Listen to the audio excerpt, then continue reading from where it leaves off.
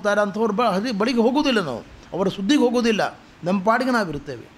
ಆದ್ದರಿಂದ ದೇವತೆಗಳಾದ ನಿಮಗೆ ದೈತ್ಯರ ಬಳಿಗೆ ಹೋಗತಕ್ಕಂಥದ್ದೇನು ಇಷ್ಟದ ಸಂಗತಿ ಅಲ್ಲ. ಅವರ ಅವಗುಣಗಳಿಂದ ನೀವು ಪೀಡಿತರು, ಅವರ ದುಷ್ಟತನದಿಂದ ನೀವು ಪೀಡಿತರು.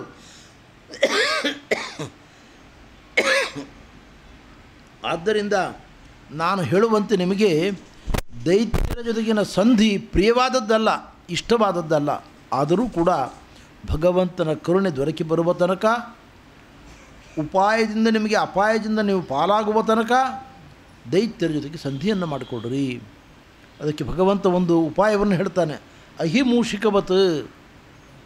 ಮೂಷಕ ಅಂದರೆ ಇಲಿ, ಅಹಿ ಅಂದರೆ ಸರ್ಪ, ಅವುಗಳು ಸಂಧಿ ಮಾಡಿಕೊಂಡಂತೆ ಅಂತಾನೆ ಪರಮಾತ್ಮ. ಒಂದು ಮನೆಯಲ್ಲಿ ಹಾವಾಡಿಗ ಇದ್ದ. ಹಾವಾಡಿಗ ಒಂದು ಬುಟ್ಟಿಯಲ್ಲಿ ಹಾವನ್ನು ಇಟ್ಕೊಂಡಿರ್ತಾನೆ, ನಿಮಗೆ ಗೊತ್ತು. ಅದನ್ನೇ ಮನೆಗಳ ಮುಂದೆ ಎಲ್ಲ ಕಡೆ ಆಟ ಆಡಿಸಿ ಹಾವನ್ನು ದುಡ್ಡು ಸಂಪಾದನೆ ಮಾಡ್ತಾನೆ. ಆ ಹಾವನ್ನು ಒಂದು ಬೆತ್ತದ ಬುಟ್ಟಿಯಲ್ಲಿ ಇಟ್ಟಿದ್ದ ಅವನು. ಆ ಬೆತ್ತದ ಬುಟ್ಟಿಗೆ ಒಂದು ಸಣ್ಣ ತೂತಿತ್ತು. ಒಂದು ಇಲಿ ಆ ತೂತಿನ ಒಳಗೆ ಹೋಗಿ ಸೇರ್ಕೊಂಡ್ಬಿಡ್ತು. ಸರ್ಪ ಹಾವು ನೋಡಿತು, ಅದನ್ನು ವಿಚಾರ ಮಾಡಿತು. ಅದು ನನ್ನ ಆಹಾರ ಇದು, ಇಲಿ ತಿಂದುಬಿಡ್ತೇನೆ ಅಂತ ಒಮ್ಮೆ ವಿಚಾರ ಮಾಡಿತು. ಆಮೇಲೆ ಅದು ವಿವೇಕದಿಂದ ಅರ್ಥ ಮಾಡಿಕೊಂಡಿತು, ಈಗ ಏನಾದರೂ ನಾನು ಇಲಿಯನ್ನು ತಿಂದರೆ ಈ ಹಾವಾಡಿಗನ ಬಂಧನದಿಂದ ಬಿಡುಗಡೆ ಪಡ್ಕೊಳ್ಳಿಕ್ಕಾಗುವುದಿಲ್ಲ. ಅದಕ್ಕೆ ಅದು ಒಳಗೆ ಬಂದ ಇಲಿಯನ್ನು ನೋಡಿತು. ಇಲಿ ಗಡಗಡ ನಡುಗ್ತಾ ಇತ್ತು. ಈ ಕ್ಷಣದಲ್ಲೋ ಆ ಕ್ಷಣದಲ್ಲೋ ನನ್ನನ್ನು ಹಾವು ತಿಂದು ಹಾಕ್ತದೆ ಅಂತ. ಹಾವು ಹೇಳಿತು, ಗೆಳೆಯ ನೀನೇನು ಚಿಂತೆ ಮಾಡಬೇಡ, ನಾನು ನೀನು ಮಿತ್ರರಾಗಿರೋಣ. ನಮಗಿಬ್ಬರಿಗೂ ವೈರಿ ನಮ್ಮನ್ನು ಬಂಧನ ಮಾಡಿರತಕ್ಕಂಥವನು ಇಲ್ಲಿರತಕ್ಕಂಥ ಹಾವಾಡಿಗ. ಅದಕ್ಕೆ ಒಂದು ಕೆಲಸ ಮಾಡು, ನನ್ನ ತಲೆ ಮೇಲೆ ನಿನ್ನನ್ನು ಕೂಡಿಸ್ಕೊಳ್ತೇನೆ, ಹೆಡೆ ಮೇಲೆ ಕೂತ್ಕೋ. ನೋಡ, ಬುಟ್ಟಿಯಲ್ಲಿ ಒಂದು ಸಣ್ಣ ತೂತಿದೆ, ದೊಡ್ಡದು ಮಾಡು ಅದನ್ನು. ನೀನು ಹೊರಗೆ ಹೋಗು, ನಾನು ಹೊರಗೆ ಹೋಗ್ತೇನೆ, ಇಬ್ಬರೂ ರಕ್ಷಣೆ ಆಗುತ್ತೆ. ಹಾವಾಡಿಗನ ಬಂಧನದಿಂದ ಮುಕ್ತಿ ಸಿಗ್ತದೆ ನನಗೆ. ಇಲ್ಲಿಗೇನೋ ಸರಿ ಅನ್ನಿಸ್ತು. ಅದು ತಲೆ ಮೇಲೆ ಹೆಡೆ ಮೇಲೆ ಹತ್ತಿ ಆ ಚಿಕ್ಕದಾದ ತೂತನ್ನು ತನ್ನ ದಂತಗಳಿಂದ ಕಚ್ಚಿ ವಿಶಾಲವಾಗಿ ಮಾಡಿತದು. ಹಾವು ತನ್ನ ಹೆಡೆಯನ್ನು ಕೆಳಗಿಳಿಸಿತು. ಇಲಿಯನ್ನು ಹೊಟ್ಟೆಯಲ್ಲಿ ಹಾಕಿಕೊಂಡು ತಾನು ಅನಾಯಾಸವಾಗಿ ಹೊರಗೆ ಹೋಯಿತು, ತಪ್ಪಿಸಿಕೊಂಡು ಹೋಯಿತು. ಹಾಗೆ ದುಷ್ಟರ ಜೊತೆಗೆ ನಾವು ಇರಬೇಕು, ದುಷ್ಟರ ಸಖ್ಯವನ್ನು ಮಾಡಿಕೊಳ್ಬೇಕು, ಅದರಿಂದ ನಮಗೆ ಅನುಕೂಲತೆಯನ್ನು ಮಾಡಿಕೊಳ್ಬೇಕೇ ಹೊರತು ನಾವು ಶೋಷಿತರಾಗಬಾರ್ದು. ಅದಕ್ಕೆ ಭಗವದ್ ಅನುಗ್ರಹ ಬೇಕು. ಎಲ್ಲ ಕಡೆಯಲ್ಲೂ ಹೀಗೆ ಆಲೋಚನೆ ಮಾಡಿದ ಕೂಡಲೇ ಆಗುವುದಿಲ್ಲ, ದೈವ ಬಲ ಬೇಕು, ಅದಿದ್ದರೆ ಆಗ್ತದೆ. ಅದು ಇಲ್ಲ ಅಂದರೆ ದುಷ್ಟರಿಗೆ ನಾವು ಆಹಾರ ಆಗಿಬಿಡ್ತೇವೆ. ಆದ್ದರಿಂದ ಭಗವಂತ ಹೇಳಿದ ಹಾಗೆ ನಾನು ನಿಮ್ಮ ಹಿಂದೆ ಇದ್ದೇನೆ, ನಿಮಗೆ ಅನುಗ್ರಹ ಮಾಡುತ್ತೇನೆ, ಅದಕ್ಕೋಸ್ಕರ ನೀವು ಹಾಗೆ ಮಾಡಿ ಅಂತ ಹೇಳ್ತಾ ಇದ್ದಾನೆ. ಅಮೃತಕ್ಕೋಸ್ಕರವಾಗಿ ಪ್ರಯತ್ನವನ್ನು ಮಾಡಿರಿ, ಅದನ್ನು ಪಾನ ಮಾಡಿದರೆ ನಿಮಗೆ ಜರಾ ಮರಣಗಳು ಬರುವುದಿಲ್ಲ. ಅದಕ್ಕೇನು ಮಾಡಬೇಕು ಅಂದರೆ ದೇವತೆಗಳು ಮಹೇಂದ್ರ ಪರ್ವತವನ್ನು ಕಿತ್ತು ಕ್ಷೀರಸಾಗರದಲ್ಲಿ ಇಡಬೇಕು. ಇದು ನಿಮ್ಮ ಒಬ್ಬರ ಕಡೆಯಿಂದ ಆಗುವ ಕೆಲಸ ಅಲ್ಲ. ಅದಕ್ಕೆ 3 ಲೋಕದ ಒಡೆಯನಾದ ಬಲಿಚಕ್ರವರ್ತಿ ಸ್ವರ್ಗದ ಸಿಂಹಾಸನದಲ್ಲಿ ಕೂತ್ಕೊಂಡಿದ್ದಾನೆ, ಅವನ ಬಳಿಗೆ ಹೋಗ್ರಿ, ಅವನ ಗೆಳೆತನವನ್ನು ಮಾಡಿಕೊಳ್ಳ್ರಿ. ದೇವದಾನವರು ಒಟ್ಟು ಸೇರಿಕೊಂಡು ಮಂದರ ಪರ್ವತವನ್ನು ಎತ್ತಿ ಕ್ಷೀರಸಾಗರದಲ್ಲಿಟ್ಟು ನಿರ್ಮಥನ ಮಾಡಿರಿ. ಆವಾಗ ಅಮೃತ ದೊರಕುವಂತೆ ನಾನು ಮಾಡುತ್ತೇನೆ. ಅಷ್ಟೇ ಅಲ್ಲ, ಅಮೃತಕ್ಕಾಗಿ ಪ್ರಯತ್ನ ಇಬ್ಬರದ್ದು ಸಮಾನ. ಆ ದೈತ್ಯರಿಗೆ ಶ್ರಮ ಹೆಚ್ಚಾಗ್ತದೆ, ಫಲ ಸಿಕ್ಕುವುದಿಲ್ಲ. ನಿಮಗೆ ನಾನು ಫಲವನ್ನು ಕೊಡ್ತೇನೆ ಅಂತ ಪರಮಾತ್ಮ ಹೇಳ್ತಾ ಇದ್ದಾನೆ. ಹಾವಿಗೆ ಹಾಲೆರೆದರೆ ವಿಷ ಹೆಚ್ಚಾಗ್ತದೆ ಹೊರತು ಉಪಯೋಗ ಏನಿಲ್ಲ. ಆದ್ದರಿಂದ ದೈತ್ಯರಿಗೆ ಅಮೃತವನ್ನು ಪಾನ ಮಾಡುವುದರಿಂದ ಭಯೋತ್ಪಾದಕರಾಗಿರತಕ್ಕಂಥ ಮ್ಲೇಚ್ಛರನ್ನು ಸಾಕಿ ನಮ್ಮ ದೇಶದಲ್ಲಿ ನಾವು ಹೇಗೆ ಕಷ್ಟಪಡ್ತಾ ಇದ್ದೇವೆಯೋ ಹಾಗಾಗ್ತದೆ. ಆದ್ದರಿಂದ ಅದರಿಂದ ಏನೂ ಪ್ರಯೋಜನ ಇಲ್ಲ. ಅದಕ್ಕೋಸ್ಕರ ನಾನು ಅಮೃತವನ್ನು ದೊರಕಿಸಿಕೊಡ್ತೇನೆ ನಿಮಗೆ, ದಾನವರಿಗೆ ಅದು ದಕ್ಕುವುದಿಲ್ಲ ಎಂಬುದಾಗಿ ಭಗವಂತ ಆಶ್ವಾಸನೆ ಕೊಡ್ತಾ ಇದ್ದಾನೆ. ಪರಮಾತ್ಮನ ಮಾತನ್ನು ಕೇಳಿ ದೇವತೆಗಳಿಗೆಲ್ಲ ಪರಮ ಸಂತೋಷ ಆಯಿತು. ಅವರು ಇಂದ್ರನನ್ನು ಮುಂದೆ ಮಾಡಿಕೊಂಡು ಪ್ರಧಾನರಾದ ದೇವತೆಗಳು ಅಲ್ಲಿಂದ ಬಲಿಚಕ್ರವರ್ತಿಯ ಬಳಿಗೆ ಬರ್ತಾ ಇದ್ದಾರೆ. ಬಲಿಚಕ್ರವರ್ತಿ ಸ್ವರ್ಗಲೋಕದಲ್ಲಿ ಇಂದ್ರನ ಪೀಠದಲ್ಲಿ ವಿರಾಜಮಾನನಾಗಿದ್ದಾನೆ. ಇಂದ್ರಾಜ ದೇವತೆಗಳೆಲ್ಲ ಬಂದರು. ಅಲ್ಲಿ ಒಂದು 10,000 ಮಂದಿ ಪ್ರಾತಿನಿಧಿಕವಾಗಿ ಬಂದರು. ಅಲ್ಲಿರತಕ್ಕಂಥ ದೈತ್ಯರೆಲ್ಲ ಆಯುಧಗಳನ್ನು ತಗೊಂಡು ಎದ್ದು ನಿಂತ್ಕೊಂಡರು. ಯಾಕೆ? ವೈರಿಗಳವರು, ಸ್ವಾಭಾವಿಕವಾಗಿ ವೈರಿಗಳು. ಮುಂಗುಸಿ ಸರ್ಪ ಇದ್ದಂಗೆ ವೈರಿಗಳಾದ ದೇವತೆಗಳು ಯಾವಾಗ ಬಂದರೋ ದಾನವರು ಯಾಕೆ ಸುಮ್ಮನೆ ಕೂತ್ಕೊಳ್ತಾರೆ?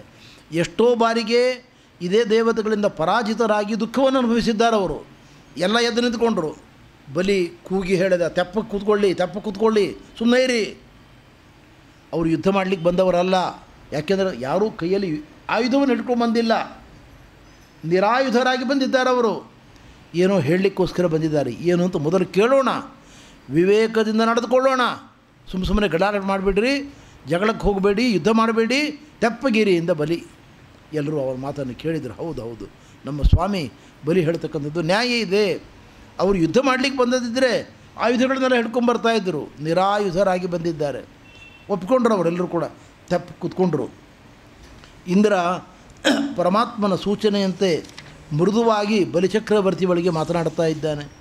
ನೋಡಪ್ಪ, ನಮಗೆಲ್ಲ ಪರಸ್ಪರ ವೈರ ಇದೆ, ಜಗಳ ಆಡ್ತೇವೆ, ಗೆಲ್ತೇವೆ, ಸೋಲ್ತೇವೆ, ಎಲ್ಲ ಆಗ್ತಾಯಿದೆ. ಅದರ ಒಂದು ಸತ್ಯ, ನಮಗೆಲ್ಲ ತಂದೆ ಒಬ್ಬನೇ, ತಾಯಿ ಬೇರೆ. ತಂದೆ ಒಬ್ಬನೇ ಕಶ್ಯಪ, ನಮ್ಮ ತಾಯಿ ದಿತಿ, ನಿಮ್ಮ ತಾಯಿ ಅದಿತಿ, ಇಷ್ಟೇ ವ್ಯತ್ಯಾಸ. ನೀವು ಅದಿತಿಯ ಮಕ್ಕಳು, ನಾವು ಅದಿತಿಯ ತಂಗಿಯಾದ ದ್ವಿತೀಯ ಮಕ್ಕಳು, ಅಣ್ಣ ತಮ್ಮಂದರು ನಾವೆಲ್ಲರೂ ಕೂಡ.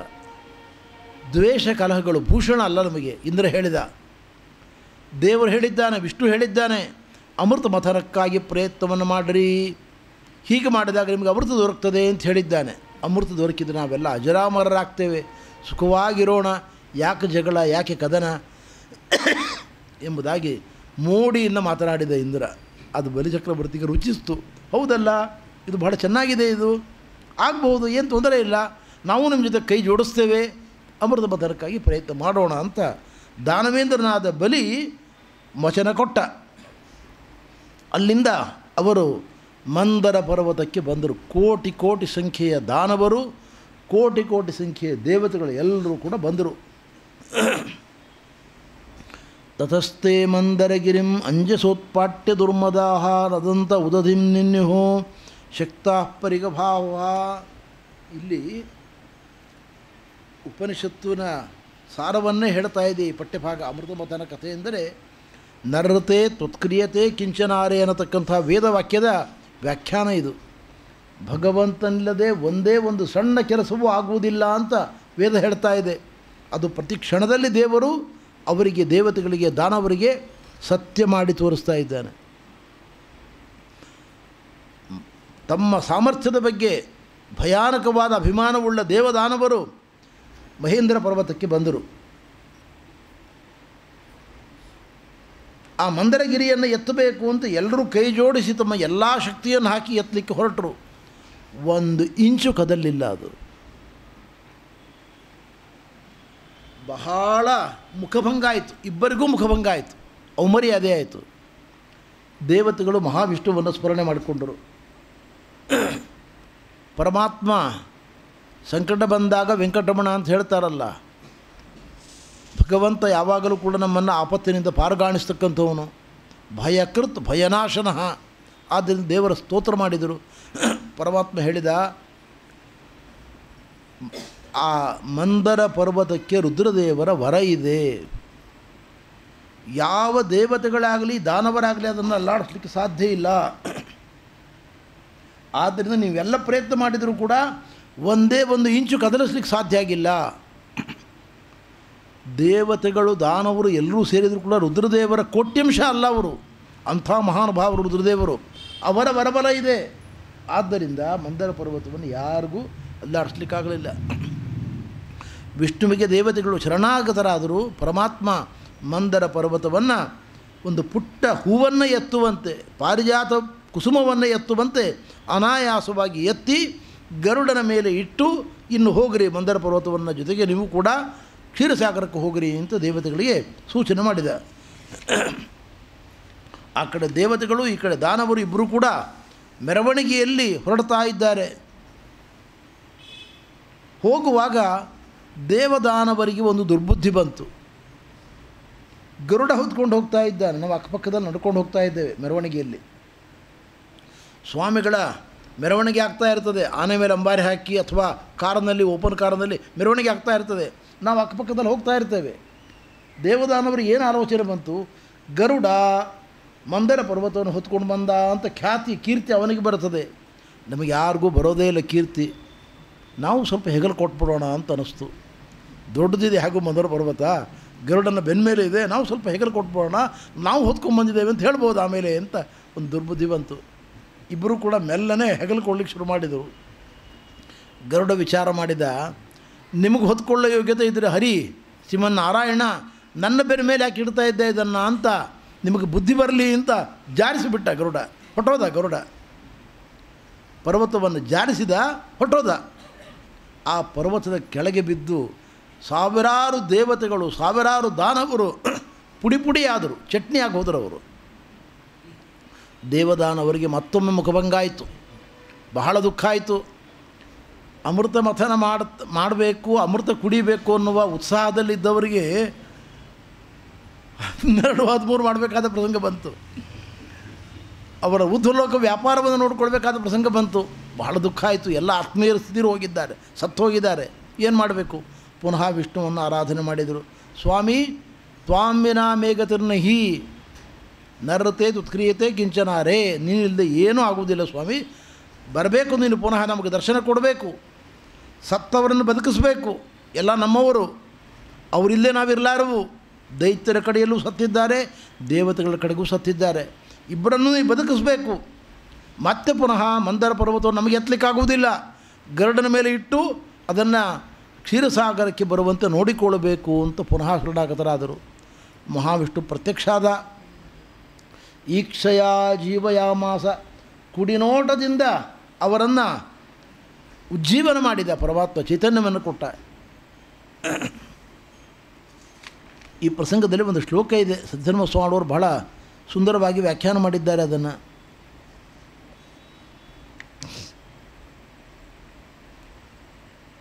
ವಿಲೋಕ್ಯ ಅಮರದಾನವಾನ್ ಅಂತ ಶ್ಲೋಕ ಇದು.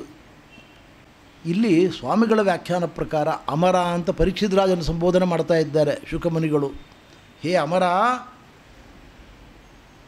ಅಶ್ವತ್ಥಾಮಾಚಾರ್ಯರ ಭಯಂಕರವಾದ ಅಸ್ತ್ರದಿಂದಲ ಸುಟ್ಟು ಕರಕಲಾಗಿರತಕ್ಕಂಥ ನಿನ್ನನ್ನು ಒಳಹೊಕ್ಕು ಪರಮಾತ್ಮ ದ್ರೌಣ್ಯಸ್ತ್ರ ವಿಪೃಷ್ಟಮಿದಂ ಮದಂಗಂ ಸಂತಾನ ಬೀಜಂ ಕುರುಪಾಂಡಮಾನಂ ಜುಗೋಪಕುಕ್ಷಿಂಗತ ಆತ್ಮಚಕ್ರ, ಒಳಗೆ ಪ್ರವೇಶವನ್ನು ಮಾಡಿ ನಿನಗೆ ಮರಳಿ ಚೈತನ್ಯವನ್ನು ಕೊಟ್ಟಿದ್ದಾನೆ ಸ್ವಾಮಿ. ಅಘಟಿತ ಘಟನಾ ಸಮರ್ಥ ಶ್ರೀಮನ್ನಾರಾಯಣ, ನಿನಗೇನು ಹೇಳಬೇಕಾದಿಲ್ಲ, ನಿನ್ನ ಅನುಭವನೇ ಇದೆ. ಆದ್ದರಿಂದ ಕ್ಷಣ ಮಾತ್ರದಲ್ಲಿ ಪ್ರಕಟನಾಗಿ ಇಚ್ಛಾ ಮಾತ್ರದಿಂದ ದೇವದಾನವರನ್ನು ಬದುಕಿಸಿ ಚೈತನ್ಯವನ್ನು ಕೊಡುವುದು ನಮ್ಮ ದೇವರಿಗೆ ಏನೂ ದೊಡ್ಡ ಸಾಹಸ ಅಲ್ಲ, ದೊಡ್ಡ ಸಂಗತಿ ಅಲ್ಲ ಅಂತ ಶುಕಮುನಿಗಳು ಹೇಳ್ತಾ ಇದ್ದಾರೆ ಅಂತ ಸದ್ಧರ್ಮ ಸ್ವಾಮಿಗಳು ಹೊಸ ರೀತಿಯ ವ್ಯಾಖ್ಯಾನವನ್ನು ಮಾಡಿದ್ದಾರೆ. ಭಗವಂತ ಮತ್ತೊಮ್ಮೆ ಪ್ರಕಟಗೊಂಡ, ಅವರನ್ನು ಬದುಕಿಸಿದ, ಬೆಟ್ಟವನ್ನು ಎತ್ತಿ ಲೀಲಾಜಾಲವಾಗಿ ಮತ್ತೆ ಗರುಡನ ಮೇಲೆ ಇಟ್ಟು ದೇವತೆಗಳಿಗೆ ದಾನವರಿಗೆ ಹೇಳಿದ, ಇನ್ನೊಮ್ಮೆ ಇದನ್ನು ಹೊತ್ಕೊಳ್ಳುವ ಸಾಹಸ ಮಾಡಲಿಕ್ಕೆ ಹೋಗಬೇಡ್ರಿ ಇಂದ, ಸಾಕು ಇಷ್ಟು ಮಾಡಿದ್ದೀಗ, ಗರುಡ ತೊಗೊಂಡು ಹೋಗ್ತಾನೆ, ನೀವೇನು ಮತ್ತೆ ಪುನಃ ಬೆನ್ನು ಕೊಡಬೇಡಿ, ಹೆಗಲು ಕೊಡಬೇಡಿ ಎಂದು ದೇವರು ಹೇಳಿದ. ಸರಿ, ಅದನ್ನು ತೊಗೊಂಡು ಬಂದರು. ಅಲ್ಲಿಂದ ಮುಂದೆ ವಿಚಾರ ಮಾಡಿದರು. ಅಲ್ಲ, ಮಂದರ ಪರ್ವತ ದೊಡ್ಡದಾದ ಪರ್ವತ, ಇದು ಕಡಗೋಲಿನಂತೆ ಇದೆ, ಕಡಿಲಿಕ್ಕೆ ಒಂದು ಹಗ್ಗ ಬೇಕಲ್ಲ, ಹಗ್ಗ ಯಾವುದು? ಪರಮಾತ್ಮ ಹೇಳಿದ, ವಾಸುಕಿಯನ್ನು ಹಗ್ಗವನ್ನಾಗಿ ಮಾಡಿಕೊಳ್ಳಿ, ಅವನು ಬಹಳ ಶಕ್ತಿ ಉಂಟು ಅವನಿಗೆ, ಅವನನ್ನು ಕರೀರಿ ಎಂದರು. ವಾಸುಕಿ ಬಳಿಗೆ ಹೋದರು.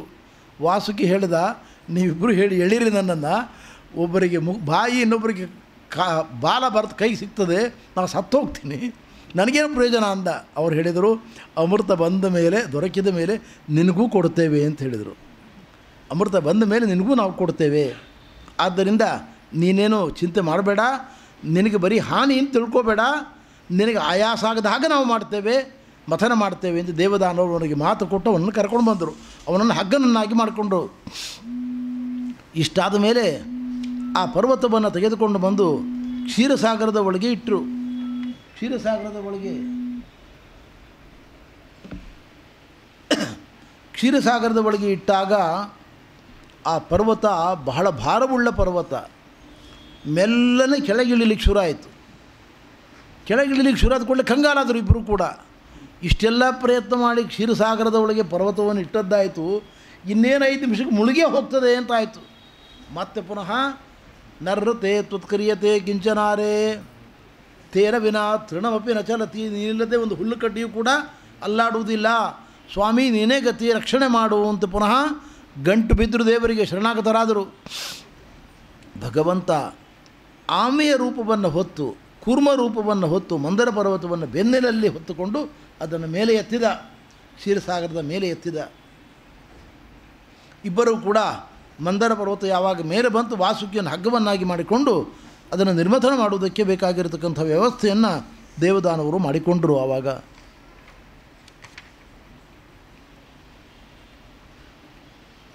ಅಲ್ಲಿಯೂ ಕೂಡ ಒಂದು ಸಮಸ್ಯೆ ಬಂತು. ಪರಮಾತ್ಮ ಶ್ರೀಮನ್ನಾರಾಯಣ ಮೊಟ್ಟ ಮೊದಲು ಅಲ್ಲಿ ಒಂದು ರೂಪದಿಂದ ಬಂದಿದ್ದಾನೆ ಶ್ರೀಮನ್ನಾರಾಯಣ. ಅವನು ಏನು ಮಾಡಿದ, ಸರ್ಪರಾಜನಾದ ವಾಸುಕಿಯ ಮುಖವನ್ನು ಹಿಡಿದ. ಅವನ ಬೆನ್ನ ಹಿಂದೆ ದೇವತೆಗಳೆಲ್ಲ ಸೇರಿಕೊಂಡರು, ಮಥನಕ್ಕೆ ಸಿದ್ಧರಾದರು. ದೈತ್ಯರೆಲ್ಲ ನೋಡಿದರು. ಅವರು ಹೇಳಿದರು, ನಾವು ಸರ್ಪದ ಕಾಲು ಹಿಡಿಬೇಕಾ? ಹಾವಿನ ಕಾಲು ಅಂದರೆ ಬಾಲ, ಬಾಲ ಅಂದರೆ ಅದು ಕಾಲು. ಈ ಸರ್ಪನ ಕಾಲು ಹಿಡಿಬೇಕಾ ನಾವು? ಯಾರು ನಾವು? ನಮ್ಮ ಯೋಗ್ಯತೆ ಏನು? ಸ್ವಾಧ್ಯಾಯ ಶ್ರುತ ಸಂಪನ್ನಾಹ, ನಾವೆಲ್ಲ ವೇದಾಭ್ಯಾಸ ಮಾಡಿದವರು, ಕಶ್ಯಪರ ಮಕ್ಕಳು ನಾವು. ಅಂಥ ನಾವು ಈ ಸರ್ಪದ ಕಾಲು ಹಿಡಿಬೇಕಾ? ನಾವು ಹಿಡಿಯೋದಿಲ್ಲ ಅಂದರು. ನಾರಾಯಣ ಹಿಡಿದ, ಪರವಾಗಿಲ್ಲ ನಾನೇ ಹಿಡಿತೇನೆ, ನೀವೇ ಮುಖ ಹಿಡೀರಿ ಎಂದು ದೇವರು. ಆಯಿತು ಅಂತ ಪರಮಾತ್ಮನೇ ಸರ್ಪದ ಬಾಲ ಹಿಡಿದ. ದೇವತೆಗಳು ಅವನ ಜೊತೆಗೆ ಬಾಲವನ್ನು ಹಿಡಿದರು. ಸ್ವಾರಸ್ಯ ನೋಡಿ, ದೈತ್ಯರು ಮೂರ್ಖತನದಿಂದ ಬಾಲವನ್ನು ಹಿಡಿಯುವುದನ್ನು ಬಿಟ್ಟು ಮುಖವನ್ನು ಹಿಡಿದರು. ನಿರ್ಮಥನ ಮಾಡಲಿಕ್ಕೆ ಶುರು ಆದ ಕೂಡಲೇ ಆ ವಾಸುಕಿಯ ಮುಖದಿಂದ ಭಯಂಕರವಾದ ವಿಷಜ್ವಾಲೆಗಳು ಬರಲಿಕ್ಕೆ ಶುರು ಆಯಿತು. ಆಗಲೇ ದಾನವರೆಲ್ಲರೂ ಕೂಡ ಬಲಿಚಕ್ರವರ್ತಿಯನ್ನು ಮೊದಲುಗೊಂಡು ಎಲ್ಲ ದಾನವರು ವಿಷದ ಗಾಳಿಯನ್ನು ತಾಳ್ಕೊಳ್ಳಿಕ್ಕಾಗದೆ ಈಗ ಸಾಯ್ತವೋ ಆಗ ಸಾಯ್ತವೋ ಅನ್ನೋ ಹಂಗಾಗಿ ಹೋಯ್ತು ಅವ್ರ ಪರಿಸ್ಥಿತಿ. ಆದರೆ ತಾವೇ ದಡ್ಡತನ ಮಾಡಿ ನಾವು ಬಾಲ ಹಿಡಿಯುವುದಿಲ್ಲ, ಮುಖವನ್ನೇ ಹಿಡಿತೇವೆ ಅಂತ ಹೇಳಿಕೊಂಡು ಮುಂದೆ ಬಂದವರು. ಅವರೀಗ ಬೇರೆ ದಾರಿನೇ ಇರಲಿಲ್ಲ ಅವರಿಗೆ. ಆದರೆ ಪರಮಾತ್ಮ ಕರುಣಾಳು, ಅವರ ಮೇಲೂ ಕರುಣೆ ತೋರಿದ ದೇವರು. ವಿಚಾರ ಮಾಡಿದ ಪರಮಾತ್ಮ, ಬೆಟ್ಟವನ್ನು ಮಥನ ಮಾಡ್ತಾ ಇದ್ದಾರೆ. ಈ ವಿಷದ ಗಾಳಿಯಿಂದ ದೇವತೆಗಳೂ ಸಾಯ್ಬೋದು, ದಾನವರು ಸಾಯ್ಬೋದು. ವಾಸುಕಿಯ ಒಂದು ಭಾಗ ದೇವತೆಗಳ ಕೈಯಲ್ಲಿ, ಒಂದು ಭಾಗ ದಾನವರ ಕೈಯಲ್ಲಿ ಬರ್ಬೋದು.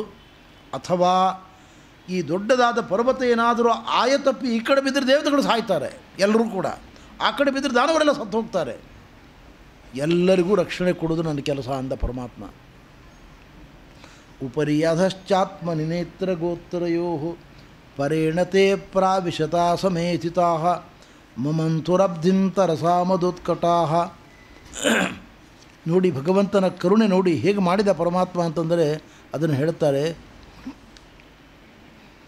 ಅತ್ಯಂತ ಕರುಣೆ ದೇವರದ್ದು.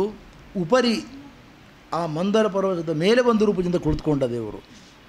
ಕೆಳಗಡೆ ಈಗಾಗಲೇ ಕೂರ್ಮ ರೂಪದಿಂದ ಅದನ್ನು ಹೊತ್ತುಕೊಂಡಿದ್ದಾನೆ. ಇಲ್ಲಿರತಕ್ಕಂಥ ಎಲ್ಲ ದೇವತೆಗಳಲ್ಲಿ, ದಾನವರಲ್ಲಿ ಅಪಾಯ ಬರದಂತೆ, ಜೀವಾಪಾಯ ಬರದಂತೆ ಒಂದು ರೂಪದಿಂದ ಪ್ರವೇಶ ಮಾಡಿದ. ಆತ್ಮನಿ, ಆತ್ಮಸು ಅಂತ ಅರ್ಥ ಅದಕ್ಕೆ. ನೇತ್ರ ಗೋತ್ರಯಹು, ನೇತ್ರ ಅಂದರೆ ಬೆಟ್ಟ, ಗೋತ್ರ ಅಂದರೆ ಬೆಟ್ಟ, ನೇತ್ರ ಅಂದರೆ ಹಾವು. ಸರ್ಪರಾಜನಾದ ವಾಸುಕಿ ಅವರಿಬ್ಬರೆಲ್ಲ ಒಂದೊಂದು ರೂಪದಿಂದ ಪ್ರವೇಶ ಮಾಡಿದ. ವಾಸುಕಿಗೇನು ಹಾನಿ ಆಗಬಾರ್ದು, ಜೀವ ಹಾನಿ ಆಗಬಾರ್ದು, ಅಲ್ಲೂ ಪ್ರವೇಶ ಮಾಡಿದ. ಬೆಟ್ಟ ಆಯತಪ್ಪಿ ಆ ಕಡೆ ಈ ಕಡೆ ಬೀಳಬಾರ್ದು ಅಂತ ಅಲ್ಲಿ ಒಂದು ರೂಪದಿಂದ ನಿಂತ್ಕೊಂಡ. ಇಷ್ಟೆಲ್ಲ ಮಾಡಿಕೊಂಡು ಪರಮಾತ್ಮ ತಾನು ಅಜಿತ ರೂಪದಿಂದ ನಿರ್ಮಥನಕ್ಕೋಸ್ಕರವಾಗಿ ಮುಂದೆ ಬಂದು ನಿಂತ್ಕೊಂಡ ಭಗವಂತ. ಇಷ್ಟು ಮಾಡುವಾಗ ಪ್ರಕ್ರಿಯೆ ಏನೋ ಪ್ರಾರಂಭ ಆಯಿತು. ಆದರೆ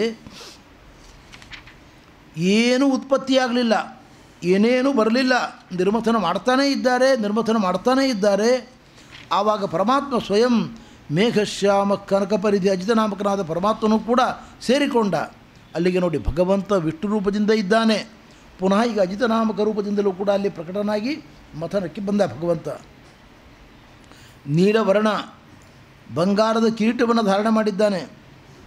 ಒಳ್ಳೆಯ ಮಿಂಚಿನಂತೆ ಹೊಳೆಯುವ ಕರ್ಣಕುಂಡಲಗಳನ್ನು ಧಾರಣೆ ಮಾಡಿದ್ದಾನೆ. ತಲೆಯಲ್ಲಿ ಕೆಂಪು ಬಣ್ಣದ ಒಂದು ಮಾಲೆಯನ್ನು ಸುತ್ತಕೊಂಡಿದ್ದಾನೆ. ಕೆಂಗಣ್ಣು ಕುಡಿ ಕೆಂಪು ಬಣ್ಣದ್ದಾಗಿದೆ. ವಿಶಾಲವಾದ ದೀರ್ಘವಾದ ತನ್ನ ತೋಳುಗಳಿಂದ ಹಾವನ್ನು ಹಿಡಿದುಕೊಂಡು ಮಂದರ ಪರ್ವತವೆಂಬ ಗಿರಿಗೆ ಪ್ರತಿಗಿರಿಯಂತೆ ಇನ್ನೊಂದು ಗಿರಿಯೋ ಎಂಬಂತೆ ಭಗವಂತ ನಿಂತುಕೊಂಡು ಅಜಿತ ರೂಪದಿಂದ ನಿರ್ಮಥನವನ್ನು ಮಾಡಲಿಕ್ಕೆ ಪ್ರಾರಂಭ ಮಾಡ್ತಾ ಇದ್ದಾನೆ ಅಂತ ಶುಕಮುನಿಗಳು ಕಣ್ಣಿಗೆ ಕಟ್ಟುವಂತೆ ಆ ರೂಪವನ್ನು ವರ್ಣನೆ ಮಾಡಿದ್ದಾರೆ. ಅಲ್ಲಿ ಈ ಪ್ರಸಂಗದಲ್ಲಿ ಏನೂ ಬರಲಿಲ್ಲ. ಆವಾಗ ಪರಮಾತ್ಮ ಏನು ಮಾಡಿದ ಅಂದರೆ ದೇವತೆಗಳಿಗೆ ಹೇಳಿದ, ವಿಲೋಕ್ಯ ವಿಘ್ನೇಶ ಗತಿಂ ಹರೀಶ್ವರ. ಇಷ್ಟು ಪ್ರಯತ್ನ ಮಾಡಿದರೂ ಕೂಡ ಏನೂ ಆಗ್ತಾ ಇಲ್ಲ ಅಂದರೆ ಕಾರಣ ಏನು? ನನ್ನದೇ ಆಗಿರತಕ್ಕ ಒಂದು ನಿಯಮವನ್ನು ನೀವು ಪಾಲನೆ ಮಾಡಿಲ್ಲ ಅಂದ ಪರಮಾತ್ಮ. ಏನು ನಿಯಮ? ಯಾವುದೇ ಒಂದು ಕಾರ್ಯವನ್ನು ಮಾಡುವುದಕ್ಕಿಂತ ಮೊದಲು ಗಣಪತಿಯ ಪೂಜೆಯನ್ನು ಮಾಡಿ ಗಣಪತಿ ಅಂತರ್ಗತನಾದ ವಿಶ್ವಂಭರ ರೂಪಿಯಾದ ಪರಮಾತ್ಮನ ಆರಾಧನೆ ಮಾಡಬೇಕು ಅಂತ ನಾನು ದೇವ ದಾನವ ಮಾನವರಿಗೆಲ್ಲ ಒಂದು ಆದೇಶವನ್ನು ಕೊಟ್ಟಿದ್ದೇನೆ. ಅದನ್ನು ತಿಳಿದ ದೇವತೆಗಳೇ ನೀವು ಮರೆತು ಬಿಟ್ಟಿದ್ದೀರಿ ಅಂತ ಹೇಳಿದ ದೇವರು. ವಾಸ್ತವಿಕವಾಗಿ ಮೂಲ ಭಾಗವತವನ್ನು ಓದುವಾಗ ಇದು ಸ್ಪಷ್ಟ ಆಗುವುದಿಲ್ಲ. ಸತ್ಯಧರ್ಮ ಸ್ವಾಮಿಗಳವರು ಟಿಪ್ಪಣಿಯಲ್ಲಿ ಇದನ್ನು ಚೆನ್ನಾಗಿ ವಿವರಣೆ ಮಾಡಿದ್ದಾರೆ. ವಿಘ್ನೇಶ ಗತಿ ಅಂದರೆ, ವಿಘ್ನೇಶ ಅಂದರೆ ಗಣಪತಿ, ಅವನ ಗತಿ ಅಂದರೆ ತಡೆ. ಗಣಪತಿಯ ಪೂಜೆ ಮಾಡಬೇಕು. ಪ್ರತಿಯೊಂದು ಕಾರ್ಯ ಮಾಡುವಾಗಲೂ ಆರಂಭದಲ್ಲಿ ಗಣಪತಿಯ ಪೂಜೆ ಮಾಡಬೇಕು. ಅದನ್ನು ದೇವರೇ ನಿಂತು ಮಾಡಿಸಿದ. ಅದಕ್ಕೆ ನೋಡಿ ದಾಸರಾಯರು ಹೇಳ್ತಾರೆ, ಶುಕ್ರ ಶಿಷ್ಯರ ಸಂಹಿರ ಪದಕ್ಕೆ ಶಕ್ರ ನಿನ್ನನು ಪೂಜಿಸಿದನು, ಉರುಕ್ರಮ ಶ್ರೀರಾಮಚಂದ್ರನು ಸೇತು ಮುಖದಲ್ಲಿ ಚಕ್ರವರ್ತಿ ಧರ್ಮರಾಜನು ಚಕ್ರಪಾಣಿಯ ನುಡಿಗೆ ಭಜಿಸಿದ, ನಿನ್ನೊಳೆಂತುಂಟೋ ಈಶನನುಗ್ರಹವು ಅಂತ ಕೊಂಡಾಡಿದ್ದಾರೆ ನೋಡಿ.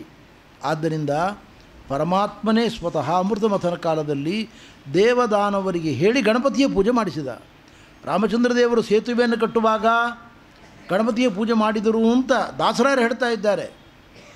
ಚಕ್ರವರ್ತಿಯಾದ ಧರ್ಮರಾಜನ ಕಡೆಯಿಂದ ಯುದ್ಧಾರಂಭದಲ್ಲಿ ಗಣಪತಿಯ ಪೂಜೆ ಮಾಡಿಸಿದ ಅಂತ ದಾಸರಾಯರು ಹೇಳ್ತಾ ಇದ್ದಾರೆ. ಆದ್ದರಿಂದ ಒಂದು ಪುಣ್ಯಕರ್ಮವನ್ನು ಮಾಡುವಾಗ ನಿರ್ವಿಘ್ನವಾಗಿ ನಡಿಬೇಕು ಅನ್ನುವ ದೃಷ್ಟಿಯಿಂದ ನಾವು ಗಣಪತಿಯ ಪೂಜೆ ಮಾಡಬೇಕು. ಗಣಪತಿ ಅಂತರ್ಗತನಾದ ಭಾರತೀಯ ರಮಣ ಮುಖ್ಯ ಪ್ರಾಣಾಂತರ್ಗತ ವಿಶ್ವಂಭರ ರೂಪಿಯಾದ ಪರಮಾತ್ಮನ ಸೇವೆಯನ್ನು ಮಾಡಬೇಕು ಅಂತ ಪರಮಾತ್ಮ ತೋರಿಸಿಕೊಟ್ಟಿದ್ದಾನೆ ಜಗತ್ತಿಗೆ. ಹೀಗೆ ಮಾಡಿ ಭಗವಂತ ಮಾಡ್ತಾ ಇರತಕ್ಕಂಥ ಪ್ರಸಂಗದಲ್ಲಿ ಮೊಟ್ಟ ಮೊದಲು ಕಾಣಿಸಿಕೊಂಡದ್ದು ಹಾಲಾಹಲ ವಿಷ. ಯಾವ ಸುಮಧುರವಾದ ಪದಾರ್ಥ ಬರಲಿಲ್ಲ ಅಮೃತ ಮಥನ ಮಾಡುವಾಗ. ಭಯಂಕರವಾದ ಹಾಲಾಹಲ ವಿಷ ಬಂದಿದೆ. ನಿರ್ಮಥನ ನಡೆಯುವಾಗ ತಿಮಿಂಗಿಲಗಳು, ಒಳಗಿರತಕ್ಕಂತಹ ಮೊಸಳೆಗಳು ಎಲ್ಲ ಹೊರಗೆ ಬರ್ತಾ ಇದ್ದಾವೆ, ಭೀತವಾಗಿದ್ದಾವೆ. ಆವಾಗ ಆ ಭಯಂಕರವಾದ ವಿಷ ಅದನ್ನು ನೋಡಿ ಅದರ ಗಾಳಿಯಿಂದ ಮೂರ್ಛಿತರಾಗುವ ಪ್ರಸಂಗ ಬಂದಿದೆ ದೇವದಾನವರಿಗೆ. ಆ ವಿಷದ ಗಾಳಿಯನ್ನು ತಡ್ಕೊಳ್ಳಿಕ್ಕಾಗ್ತಾ ಇಲ್ಲ. ಅವರಿಗೆಲ್ಲ ನೆನಪಾದದ್ದು ರುದ್ರದೇವರು. ಅವರ ಬಳಿಗೆ ಹೋಗಿ ಪರಮ ಕರುಣಾಳುಗಳು. ರುದ್ರದೇವರ ಇನ್ನೊಂದು ಹೆಸರು ಆಶುತೋಷ ಅಂತ. ಬಹಳ ಬೇಗ ಒಲಿಯುವಂಥವರು, ಶೀಘ್ರ ಭಕ್ತರ ಇಷ್ಟಾರ್ಥವನ್ನು ಕರುಣಿಸುವ ದೇವರು. ಅದಕ್ಕೆ ರುದ್ರದೇವರ ಬಳಿಗೆ ಹೋಗೋಣ ಅಂತ ದೇವತೆಗಳೆಲ್ಲರೂ ಕೂಡ ಅವರ ಬಳಿಗೆ ಬಂದಿದ್ದಾರೆ. ಜಗದ್ಗುರು ಶ್ರೀಮದ್ ಆಚಾರ್ಯರು ಹೇಳ್ತಾರೆ, ರುದ್ರಸ್ಯ ಯಶಸೇರ್ಥಾಯ ಸ್ವಯಂ ವಿಷ್ಣು ವಿಷಂ ವಿಭು ನ ಸಂಜಕ್ರಯೇ ಸಮರ್ಥೋಪಿ ವಾಯುಂಚೋಚೆ ಪ್ರಶಾಂತಯೇ. ಪರಮಾತ್ಮನ ಎರಡು ರೂಪಗಳಿದ್ದಾವೆ ಇಲ್ಲಿ, ನಾರಾಯಣ ಮತ್ತು ಅಜಿತ. ಆ ಎರಡು ರೂಪಗಳೇ ಭಯ ಪರಿಹಾರ ಮಾಡಬಹುದಾಗಿತ್ತು. ಕಾಲಕೂಟ ವಿಷವನ್ನು ಕ್ಷಣ ಮಾತ್ರದಲ್ಲಿ ಪಾನ ಮಾಡಬಹುದಾಗಿತ್ತು. ಆದರೆ ರುದ್ರದೇವರಿಗೆ ಜಗತ್ತಿನಲ್ಲಿ ಕೀರ್ತಿಯನ್ನು ಕೊಡಬೇಕು ಅಂತ ದೇವರ ಸಂಕಲ್ಪ ಈ ಕಾಲದಲ್ಲಿ. ಅದಕ್ಕೋಸ್ಕರ ಪರಮಾತ್ಮ ವಾಯುದೇವರಿಗೆ ಹೇಳಿದ, ನೀನು ವಿಷಪಾನ ಮಾಡಿ, ಕಾಲಕೂಟ ವಿಷಪಾನ ಮಾಡಿ ಸ್ವಲ್ಪವನ್ನು ಶಂಕರನಿಗೆ ಕೊಡು ಅಂತ ಹೇಳಿದ. ದೇವತೆಗಳು ರುದ್ರದೇವರ ಬಳಿಗೆ ಬಂದರು. ರುದ್ರದೇವರನ್ನು ಸ್ತೋತ್ರ ಮಾಡ್ತಾ ಇದ್ದಾರೆ. ಆಪತ್ ಪರಿಹಾರ ಮಾಡಿ ಅಂತ ಸ್ತೋತ್ರ ಮಾಡ್ತಾ ಇದ್ದಾರೆ. ದೇವದೇವ ಮಹಾದೇವ ಭೂತಾತ್ಮನ್ ಭೂತಭಾವನಾ ತ್ರಾಹಿನ ಶರಣಾಪನ್ನಾನ್ ತ್ರೈಲೋಕ್ಯ ದಹನಾದ್ವಿಷಾತ್. ಮೂರು ಲೋಕಗಳನ್ನು ಸುಟ್ಟು ಬಿಡತಕ್ಕಂಥ ಈ ಕಾಲಕೂಟ ವಿಷದಿಂದ ಶರಣಾಗತರಾದ ನಮ್ಮನ್ನು ನೀವು ರಕ್ಷಣೆ ಮಾಡಬೇಕು ಅಂತ ಕೇಳ್ತಾ ಇದ್ದಾರೆ. ದೇವದೇವ, ದೇವೋತ್ತಮರಾಗಿರ್ತಕ್ಕಂಥ ಪಾರ್ವತೀಪತಿ ರುದ್ರದೇವರೇ, ಭೂತಾತ್ಮನ್ ಭೂತಭಾವನಾ, ಎಲ್ಲ ಪದಾರ್ಥಗಳ ಒಡೆಯರು ನೀವು, ಎಲ್ಲ ಪದಾರ್ಥಗಳಿಗೆ ಉತ್ಪಾದಕರು, ಜನಕರು, ಜನ್ಮವನ್ನು ಕೊಟ್ಟಿರತಕ್ಕಂಥವರು. ನಿಮಗೆ ನಾವು ಶರಣಾಗತರಾಗಿದ್ದೇವೆ.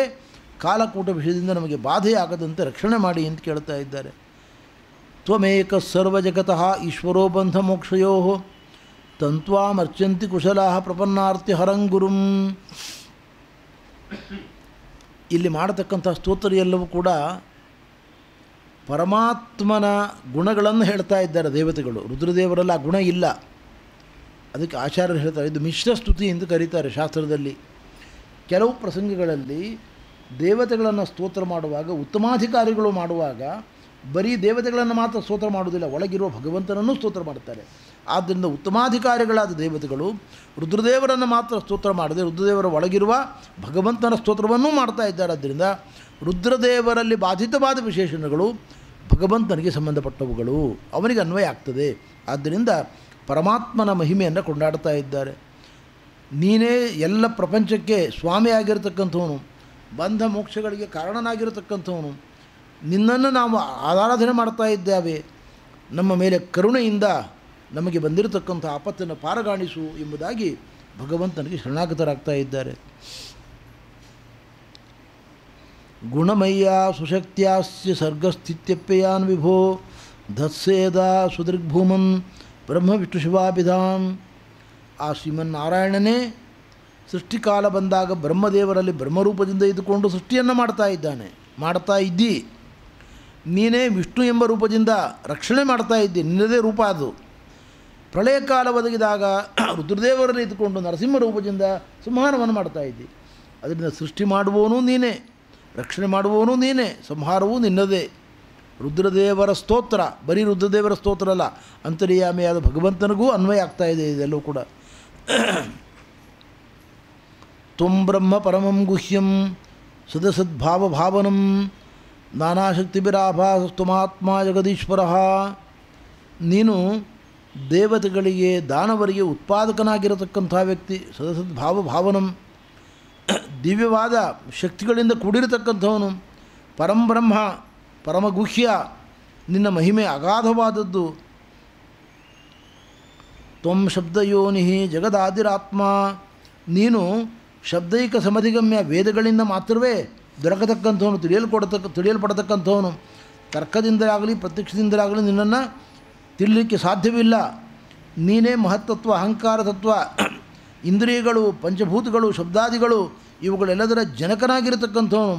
ಸಂಕಲ್ಪವೂ ನೀನೇ, ಯಜ್ಞ ಯಾಗಾದಿಗಳನ್ನು ಸತ್ಕರ್ಮಗಳ ಸಂಕಲ್ಪವೂ ನೀನೇ. ಸಚ್ಚಿದಾನಂದ ರೂಪನಾಗಿದ್ದು ಋತ ಎಂಬುದಾಗಿ ಕರೆಸಿಕೊಳ್ಳಲ್ಪಟ್ಟಿದ್ದಿ.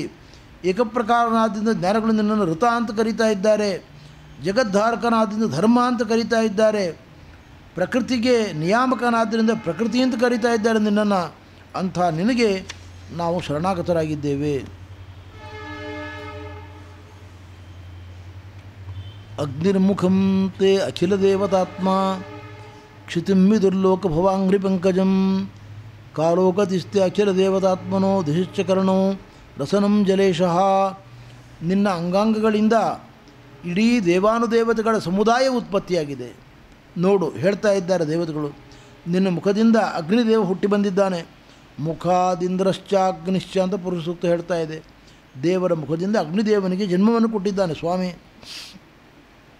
ಲೋಕಭವ, ಜಗತ್ತಿನ ಉತ್ಪಾದಕನಾಗಿರತಕ್ಕಂಥವನು. ನಿನ್ನ ಪಾದ ಕಮಲದಿಂದ ಭೂಮಾತ ಜನ್ಮವನ್ನು ಪಡೆದುಕೊಂಡಿದ್ದಾಳೆ. ಪದ್ಭ್ಯಾಂ ಭೂಮಿ ಅಜಾಯತ ಪುರುಷ ಸೂಕ್ತ ಹೇಳ್ತಾ ಇದೆ. ನೀನೇ ಕಾಲ ಸಂಹಾರಕ. ನಿನ್ನ ಕಿವಿಗಳಿಂದ ದಿಗ್ದೇವತೆಗಳು ಜನ್ಮವನ್ನು ಪಡೆದಿದ್ದಾರೆ. ನಾಲಿಗೆಯಿಂದ ವರುಣದೇವ ಜನ್ಮವನ್ನು ಪಡೆದುಕೊಂಡಿದ್ದಾನೆ. ನಾಭಿರ್ನಭಸ್ತೆ, ನಿನ್ನ ಹೊಕ್ಕಳಿನಿಂದ ಅಂತರಿಕ್ಷಾಭಿಮಾನಿಯಾದ ಗಣಪತಿಗೆ ಜನ್ಮವನ್ನು ಕೊಟ್ಟಿದ್ದಿ. ನಾಭ್ಯ ಆಸೀದ್ ಅಂತರಿಕ್ಷಂ ಪುರುಸೂಕ್ತದಲ್ಲಿ ನಾವು ಓದ್ತೇವೆ ಇದನ್ನು. ನಿನ್ನ ಪ್ರಾಣದಿಂದ, ಪ್ರಾಣಶಕ್ತಿಯಿಂದ ವಾಯುದೇವರಿಗೆ ಜನ್ಮವನ್ನು ಕೊಟ್ಟಿದ್ದಿ. ನೋಡಿ, ಅದನ್ನು ಹೇಳ್ತೇವೆ, ಪ್ರಾಣಾದ್ವಾಯುರಜಾಯತ. ನಿನ್ನ ಕಣ್ಣಿನಿಂದ ಸೂರ್ಯದೇವನಿಗೆ ಜನ್ಮವನ್ನು ಕೊಟ್ಟಿದ್ದಿ. ಚಕ್ಷೋ ಸೂರ್ಯೋ ಅಜಾಯತ. ಆಮೇಲೆ ನಿನ್ನ ರೇತಸ್ಸಿನಿಂದ ಜಲಾಭಿಮಾನಿ ದೇವತೆಗಳಿಗೆ ಜನ್ಮವನ್ನು ಕೊಟ್ಟಿದ್ದಿ. ನಿನ್ನ ದೇಹ ಮುಕ್ತಾಮುಕ್ತರಿಗೆ ಆಶ್ರಯವಾಗಿರತಕ್ಕಂಥದ್ದು. ಮುಕ್ತಾನಾಂ ಪರಮಾಗತಿ ಅಂತ ವಿಷ್ಣು ಸಹಸ್ರನಾಮ ಹೇಳ್ತಾ ಇದೆ. ಮುಕ್ತಾಶ್ರಯವಾದ ನಿನ್ನ ದೇಹ. ನಿನ್ನ ತಲೆಯಲ್ಲಿ ಬೆಳಕಿನ ಲೋಕಗಳು, ಸ್ವರ್ಗಾದಿ ಲೋಕಗಳು ನಿನ್ನ ಬೆಳಕಿನಿಂದ ಉತ್ಪತ್ತಿಯನ್ನು ಪಡೆದುಕೊಂಡಿದ್ದಾವೆ ಎಂಬುದಾಗಿ ಪುರುಷೂಕ್ತ ಪ್ರತಿಪಾದ್ಯವಾಗಿರತಕ್ಕಂಥ ರೂಪವನ್ನು ಚಿಂತನೆ ಮಾಡ್ತಾ ಇದ್ದಾರೆ. ಕುಕ್ಷಿಸ್ ಸಮುದ್ರ, ನಿನ್ನ ಹೊಟ್ಟೆ ಒಳಗಡೆ ಸಮುದ್ರಗಳಿದ್ದಾವೆ, ಸಪ್ತ ಸಾಗರಗಳಿದ್ದಾವೆ. ಅವುಗಳನ್ನು ಸೃಷ್ಟಿಕಾಲ ಬಂದಾಗ ನೀನು ಹೊರಗೆ ತೆಗೆದುಕೊಂಡು ಬರ್ತಾ ಇದ್ದಿ. ನಿನ್ನ ಮೂಳೆಗಳಿಂದ ನೂರಾರು ಪರ್ವತಗಳು ಹೊರಗೆ ಬಂದಿದ್ದಾವೆ. ರೋಮಗಳಿಂದ ಔಷಧಿ ವನಸ್ಪತಿಗಳು ಹೊರಗೆ ಬಂದಿದ್ದಾವೆ. ನಿನ್ನ ದಿವ್ಯವಾಗಿರತಕ್ಕಂಥ ಸಪ್ತಧಾತುಗಳಿಂದ ವೇದಗಳು 7 ಬಗೆಯಾಗಿರ್ತಕ್ಕಂಥ ವೇದಗಳು ಛಂದಸ್ಸುಗಳು ಹೊರಗೆ ಬಂದಿದ್ದಾವೆ. ನಿನ್ನ ಮುಖದಿಂದ ಉಪನಿಷತ್ತುಗಳು ಹೊರಗೆ ಬಂದಿದ್ದಾವೆ. 5 ದಿವ್ಯ ಮಂತ್ರಗಳು ಸದ್ಯೋ ಜಾತಂ ಪ್ರಪದ್ಯಾಮಿ, ವಾಮದೇವಾಯ ನಮೋ, ಜ್ಯೇಷ್ಠಾಯ ನಮಃ, ಅಘೋರೇಭ್ಯ ಸಘೋರೇಭ್ಯ, ಘೋರಘೋರತರೇಭ್ಯ, ತತ್ಪುರುಷಾಯ ವಿದ್ಮಹೆ, ಈಶಾನ ಸರ್ವವಿದ್ಯಾನಂ ಇತ್ಯಾದಿ 5 ರಹಸ್ಯ ವಿದ್ಯೆಗಳು ನಿನ್ನಿಂದ ಹೊರಹೊಮ್ಮಿದ್ದಾವೆ. ನಿನ್ನನ್ನು ಶಿವ ಅಂತ ಕರೀತಾರೆ. ಪರಮತತ್ವ ನೀನು, ಸ್ವಯಂ ಜ್ಯೋತಿ ಎಂಬುದಾಗಿ ಅವನನ್ನು ಕೊಂಡಾಡ್ತಾ ಇದ್ದಾರೆ. ನಿನ್ನ ಬೆನ್ನಿನಿಂದ, ನಿನ್ನ ಛಾಯೆಯಿಂದ, ನೆರಳಿನಿಂದ ಅಧರ್ಮ ದೇವತೆ ಹುಟ್ಟಿದೆ. ನಿನ್ನ ಕಂಗಳಿಂದ ದೇವತೆಗಳ ಜನ್ಮ ಉಂಟಾಗಿದೆ, ಮನುವಿನ ಜನ್ಮ ಉಂಟಾಗಿದೆ. ಹೀಗೆ ಸಕಲ ಇಂದ್ರಿಯಗಳು, ರೂಪಗಳು ಜಗತ್ತಿನ ಉತ್ಪತ್ತಿಗೆ ಕಾರಣವಾಗಿದ್ದಾವೆ ಎಂದು ಕೊಂಡಾಡ್ತಾ ಇದ್ದಾರೆ.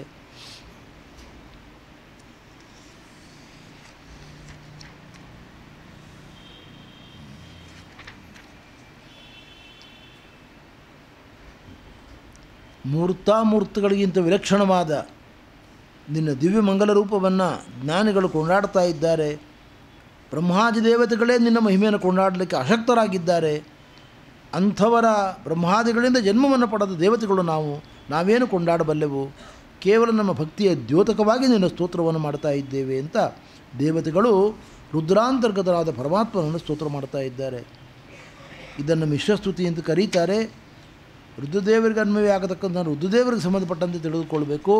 ರುದ್ರದೇವರಲ್ಲಿ ಬಾಧಿತವಾದ ವಿಶೇಷಣಗಳನ್ನು ವಿಷ್ಣುವಿಗೆ ಅನ್ವಯ ಮಾಡಿಕೊಳ್ಬೇಕು. ರುದ್ರದೇವರು ಭವಾನಿಯನ್ನು ಕುರಿತು ಮಾತನಾಡ್ತಾ ಇದ್ದಾರೆ. ನೋಡಮ್ಮ, ದೇವತೆಗಳಿಗೆ ಕಷ್ಟ ಒದಗಿ ಬಂದಿದೆ, ಕಾಲಕೂಟ ವಿಷಯವನ್ನು ಪಾನ ಮಾಡಬೇಕು ಅಂತ ನನ್ನ ಬಳಿಗೆ ಬಂದು ಕೇಳ್ತಾ ಇದ್ದಾರೆ. ನಾನು ಆ ಕಾರ್ಯವನ್ನು ಮಾಡಬೇಕು ಅಂತ ವಿಚಾರ ಮಾಡಿದ್ದೇನೆ. ಜಗತ್ತಿನಲ್ಲಿ ಸಜ್ಜನರ ಲಕ್ಷಣ ಏನು ಅಂದರೆ ತಮ್ಮ ಪ್ರಾಣವನ್ನು ಪಣವಾಗಿಟ್ಟು ಇನ್ನೊಬ್ಬರ ಪ್ರಾಣವನ್ನು ರಕ್ಷಣೆ ಮಾಡ್ತಾರೆ. ಇದು ಸಜ್ಜನರ ಲಕ್ಷಣ. ದಧೀಚಿ ಋಷಿಗಳು ತಮ್ಮ ದೇಹವನ್ನು ತ್ಯಾಗ ಮಾಡಿ ಅಸ್ಥಿಗಳಿಂದ ದಿವ್ಯವಾದ ಇಂದ್ರನ ವಜ್ರಾಯುಧವನ್ನು ನಿರ್ಮಾಣ ಮಾಡ್ಕೊಳ್ಳಿಕ್ಕೆ ಅವಕಾಶ ಮಾಡಿಕೊಟ್ಟರು. ಹಾಗೆ ದೇವಾನುದೇವತೆಗಳು ದೇಹತ್ಯಾಗ ಮಾಡಿ ಇನ್ನೊಬ್ಬರಿಗೆ ಉಪಕಾರವನ್ನು ಮಾಡ್ತಾರೆ. ಆದ್ದರಿಂದ ನಾನೂ ಕೂಡ ಇವರಿಗೆ ಉಪಕಾರವನ್ನು ಮಾಡುತ್ತೇನೆ ಅಂತ ರುದ್ರದೇವರು ಭವಾನಿಗೆ ಹೇಳ್ತಾ ಇದ್ದಾರೆ. ಪುಂಸಕೃಪಯತೋ ಭದ್ರೆ ಸರ್ವಾತ್ಮ ಪ್ರಿಯತೆ ಹರಿಹಿ. ಭಗವಂತ ನಾರಾಯಣನನ್ನು ಒಲಿಸಿಕೊಳ್ಬೇಕು ಅಂದರೆ ನಮಗೊಂದು ಸರಳವಾದ ಉಪಾಯ ಇದೆ. ಯಾರಾದರೂ ಕಷ್ಟದಲ್ಲಿದ್ದರೆ, ದುಃಖದಲ್ಲಿದ್ದರೆ, ಒಬ್ಬ ರೋಗಿ ಇದ್ದಾನೆ, ಅವನಿಗೆ ನಾವೇನಾದರೂ ಔಷಧಿ ಕೊಡಿಸಿದರೆ ವಿಷ್ಣುವಿಗೆ ಸಂತೋಷ ಆಗ್ತದೆ. ಅವನಿಗೆ ಔಷಧಿ ತಗೊಳ್ಳುವಷ್ಟು ದುಡ್ಡಿಲ್ಲ, ಕಷ್ಟದಲ್ಲಿದ್ದಾನೆ, ಆಸ್ಪತ್ರೆಯಲ್ಲಿದ್ದಾನೆ, ಕಷ್ಟಪಡ್ತಾ ಇದ್ದಾನೆ. ಅವರ ಮೇಲೆ ಕೃಪೆ ತೋರಿ ನಾವೇನು ಉಪಕಾರ ಮಾಡ್ತೇವೆ, ಸೇವೆ ಮಾಡ್ತೇವೆ, ಇದು ದೇವರಿಗೆ ಪ್ರೀತಿ ಆಗ್ತದೆ. ಕಷ್ಟದಲ್ಲಿರುವವರಿಗೆ ಮಾಡುವ ಸೇವೆ ಎಲ್ಲವೂ ದೇವರ ಪೂಜೆ ಆಗ್ತದೆ. ಇದನ್ನು ರುದ್ರದೇವರು ಹೇಳ್ತಾ ಇದ್ದಾರೆ. ಪರಮಾತ್ಮ ಪ್ರೀತನಾದರೆ ಇನ್ನೇನಾಗಬೇಕು ನಮಗೆ? ಎಲ್ಲವೂ ಸಿದ್ಧವಾಗ್ತದೆ. ಆದ್ದರಿಂದ ದೇವಿ, ನಾನು ಪ್ರಜೆಗಳ ಮಂಗಲಕ್ಕೋಸ್ಕರವಾಗಿ, ದೇವತೆಗಳ ಮಂಗಲಕ್ಕೋಸ್ಕರವಾಗಿ ಅಮೃತವನ್ನು, ಕಾಲಕೂಟ ವಿಷವನ್ನು ಸ್ವೀಕಾರ ಮಾಡುತ್ತೇನೆ ಅಂತ ಇದ್ದಾರೆ. ರುದ್ರದೇವರ ಮಾತನ್ನು ಕೇಳಿದ ಸತೀದೇವಿ, ಪಾರ್ವತೀದೇವಿ ಆಗಲಿ ಅಂತ ಅನುಮೋದನೆ ಕೊಟ್ಟಿದ್ದಾರೆ. ಶುಕಮುನಿಗಳು ಹೇಳ್ತಾರೆ, ಪ್ರಭಾವಜ್ಞಾನ್ವಮೋದತ. ರುದ್ರದೇವರ ಮಹಿಮೆಯನ್ನು ಗೊತ್ತು ಅವಳಿಗೆ, ಪಾರ್ವತಿಗೆ. ಆದ್ದರಿಂದ ಅವಳು ಆಗಲಿ ಅಂತ ಒಪ್ಪಿಗೆ ಕೊಟ್ಟಿದ್ದಾಳೆ. ಅದರಿಂದ ಪ್ರತಿಯೊಬ್ಬ ಹೆಂಡತಿಯೂ ಕೂಡ ಗಂಡ ವಿಷ ತಗೊಳ್ತೇನೆ ಅಂದರೆ ಅನುಮೋದನೆ ಕೊಡಬೇಕು ಅಂತ ಭಾಗವತ ಹೇಳ್ತಾ ಇಲ್ಲ. ಇಲ್ಲಿ ಪ್ರಭಾವಜ್ಞ ಅನುಮೋದತ, ಅವರ ಅಪಾಯಕ್ಕೆ ಸಿಲುಕು ಹಾಕ್ಕೊಳ್ಬಾರ್ದು ಅಂತಲೇ ಪತ್ನಿ ಯಾವಾಗಲೂ ಬಯಸಬೇಕು. ಆದ್ದರಿಂದ ರುದ್ರದೇವರ ಮಹಿಮೆಯನ್ನು ತಿಳಿದ ಪಾರ್ವತಿ ಆಗಲಿ ಅಂತ ಅನುಮೋದನೆ ಕೊಟ್ಟಿದ್ದಾರೆ. ಅಷ್ಟಾದರೂ ಕೂಡ ಪುರಾಣಗಳು, ಬೇರೆ ಬೇರೆ ಪುರಾಣಗಳು ವರ್ಣನೆ ಮಾಡುವಂತೆ, ಯಜುರ್ವೇದ ವರ್ಣನೆ ಮಾಡುವಂತೆ ಸತ್ಯಧರ್ಮ ಸ್ವಾಮಿಗಳು ಅದನ್ನು ವಿಸ್ತಾರವಾಗಿ ವ್ಯಾಖ್ಯಾನ ಮಾಡಿದ್ದಾರೆ. ಕೇಶಿ ವಿಷಸ್ಯ ಪಾತ್ರೇಣ ಯದ್ರುದ್ರೇಣ ಪಿಬತ್ಸಖ ಅಂತ ಯಜುರ್ವೇದ ಮಂತ್ರ. ಕೇಶಿ ಅಂದರೆ ಪ್ರಶಸ್ತಿ ಕೇಶವುಳ್ಳಂಥ ವಾಯುದೇವರು ರುದ್ರೇಣ ಸಹ, ರುದ್ರದೇವರೊಂದಿಗೆ ವಿಷವನ್ನು ಪಾನ ಮಾಡಿದರು. ರುದ್ರದೇವರು ಸಹಯುಕ್ತೆ ಅಪ್ರಧಾನೆ ಅಂತ ನಿನ್ನೆ ಈಗಾಗಲೇ ವ್ಯಾಕರಣ ಸೂತ್ರವನ್ನು ಹೇಳಿದ್ದೇನೆ. ಪ್ರಧಾನವಾಗಿ ವಾಯುದೇವರು 98% ವಿಷವನ್ನು ತಾವೇ ಪಾನ ಮಾಡಿದರು.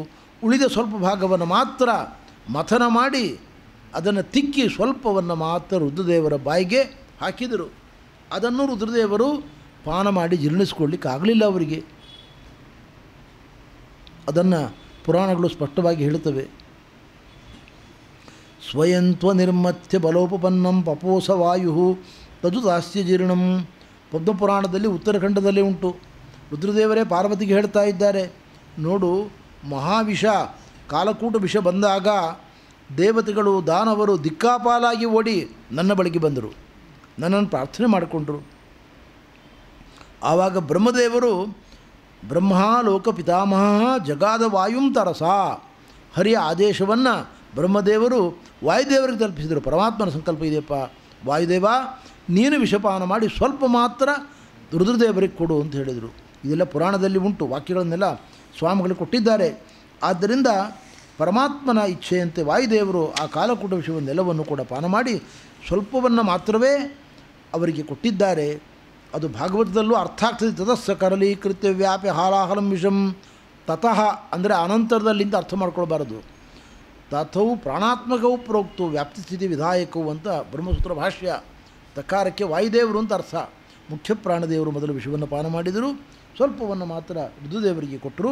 ರುದ್ರದೇವರ ವಿಷವನ್ನು ಪಾನ ಮಾಡಿ ಅದು ಕೂಡ ಕುತ್ತಿಗೆಯಲ್ಲಿ ಜೀರ್ಣವಾಗದೆ ನಿಂತುಕೊಂಡಿತು. ಅದರಿಂದ ನಂಜುಂಡ, ನೀಲಕಂಠ ಇತ್ಯಾದಿಯಾಗಿ ನಾಮಕರಣಗಳು ರುದ್ರದೇವರಿಗೆ ಆಗಿದ್ದಾವೆ.